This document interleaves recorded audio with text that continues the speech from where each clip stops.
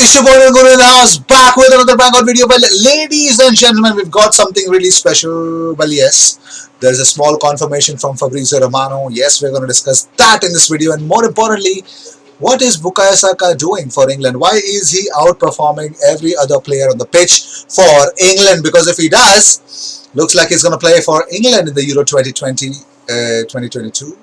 It is 2021, whatever it is. The next Euros, he's definitely going to play for them because he's performing really nice, and so is Kieran Tierney. But big question: these players are really, judging by what Liverpool are facing right now, no defender fit to play any of their games because all are injured.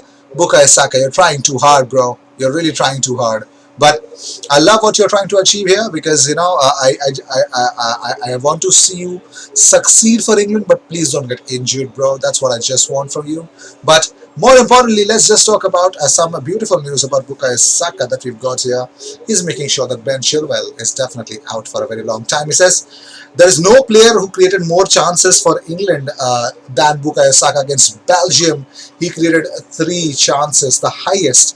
It was a bright performance from the 19-year-old, but more importantly, he did not, let's move on to the other news. Well, Granit Xhaka on Instagram caught up with Arsenal teammate Hector Bellerin after Switzerland's 1-1 draw with Spain last night, and he actually put the caption, "My brother, good to see you, Hector Bellerin," and red heart. So of course, it's always great to see these both together on the pitch, or any two Arsenal players on the pitch if they are playing against each other. That is really awesome, and I understand the way that they have been at Arsenal for a very long time.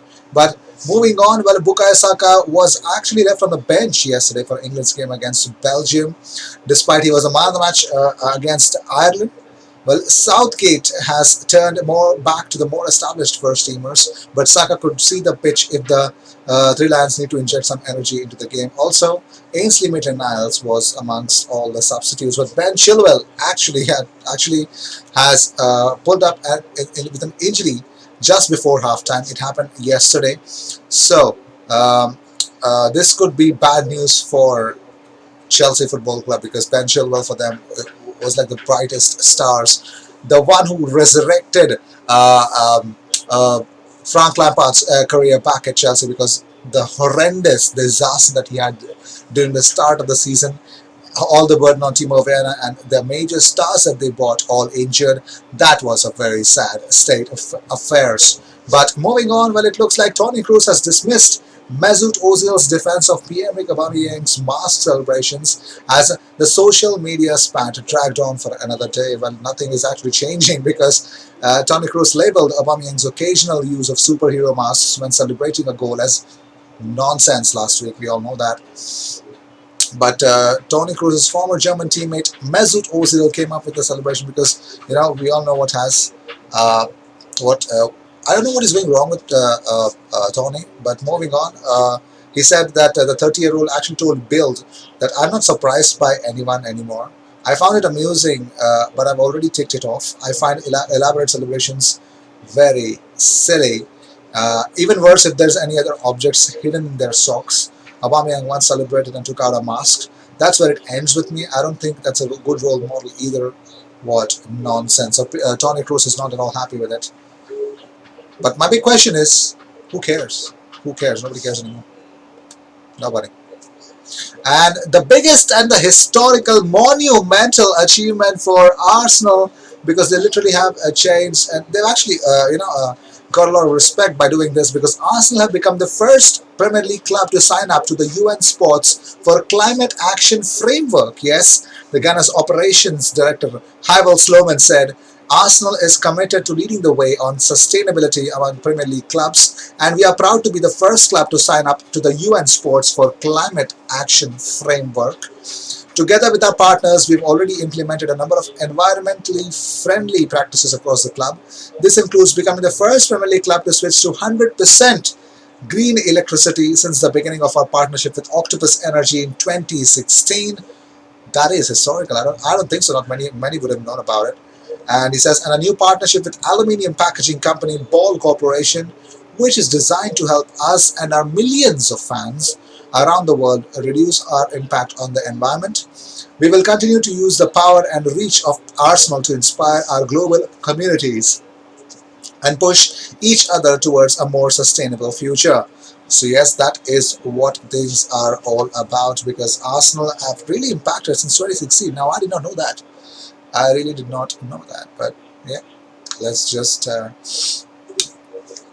talk about it, because ex-Arsenal star John Hartson has revealed the tragic death of his older sister Hayley.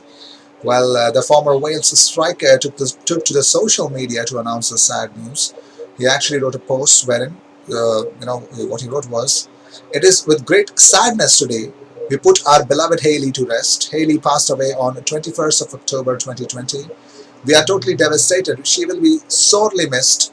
There are no words. Rest in peace. Big," says the guy is emotionally down. And rest in peace. Condolences from our end. But moving on, let's talk about Kieran Tierney was in action for Scotland yesterday as Steve Clarke's side fell to a narrow 1-0 defeat in Slovakia. Yes, they lost the game, and Point having secured Euro 2020 qualification on Thursday night. The Scots started brightly with Tierney deployed in the left wing-back position, but despite numerous chances, the Tartan army was left disappointed. The Arsenal Ace will have another opportunity to secure promotion to Nations League Group A, however, when Scotland take on Israel on Wednesday night. So yes, the misery of the international break is coming to an end, but it still has a lot of days to go, and we will see how things will change, if they will. I don't even know if they will or not. But moving on, well, Arsenal have been handed a huge transfer boost with Brazilian target Brenner not at all needing work permit as he owns Italian passport. Well, we all know what Brenner is all about, you know.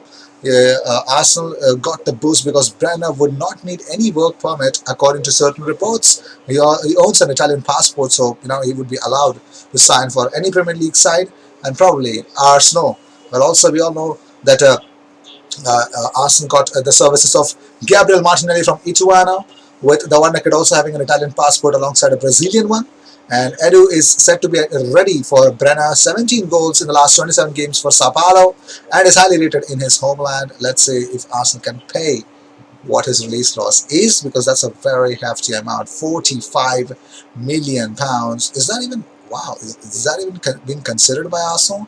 Well, let's see. The only time will tell if Arsenal are considering to buy. But here's a tragic story about Pierre-Emerick Aubameyang. Now, what happened, the real story is that it was a long night. Charles Watts tweeted out that it was a long night for Pierre-Emerick Aubameyang. He sat up all night at Gambia airport with the Gabonese squad waiting to be let in ahead of the Africa Cup of Nations qualifier. And the thing was that it was really, really pathetic situation. I mean, really, I mean, why would you let... he's an international star, and he's gone at international duty. So Pierre-Emerick Aubameyang was not at all happy with it. He says, "It will not demotivate us, but people need to know, and especially that the CAF Online take these responsibilities. 2020, and we want Africa to go. That's not how we want to happen." So Pierre-Emerick Aubameyang was not at all happy because he was detained. Him and the whole team were detained at the Gambia airport. The whole Gabonese squad, and Pierre-Emerick Aubameyang actually shared this on his Instagram stories, and he was not at all happy. You can see the image is not at all happy at all. And look at his teammates. Yes, finally in the bus. See you later. Thanks for the extra motivation. Gambia is what they're talking about, because I think this could be the. I mean, this could also be a move to make these players, lose the concentration and probably get tired more. If that is, I hate that, because that's a very cheap trick to do that. But moving on, let's talk about Dominic Szoboszlai. It looks like Fabrizio Romano has confirmed it, that Arsenal's interest in Dominic is really concrete, and it looks like Arsenal will fight. That is what I believe. Arsenal will fight and get Dominic already before the January window opens up. They're going to talk to Red Bull Salzburg about a potential move, and they are definitely going to pay off the money that Salzburg are asking in terms of his release clause, because Dominic's release clause is not that high. So I think Arsenal are definitely going to make a move early in the coming transfer window. So if anything like that, anything happens, I will let you know in my videos. So stay tuned for that. And if you haven't subscribed to the channel, it's your loss, bro. Because if you're actually tuning in for a lot of Arsenal transfer news, this is the best place to be. Regular news as well. We cover everything that is related to Arsenal. We try to. So without any further ado, we'll see you back in the next video. And don't forget to follow us on Instagram and Twitter. Our new target: 15,000 subscribers on uh, YouTube and 500 followers on Instagram. If you guys can follow us on Instagram, it will be a great help. And I'll see you in the next one. Cheers.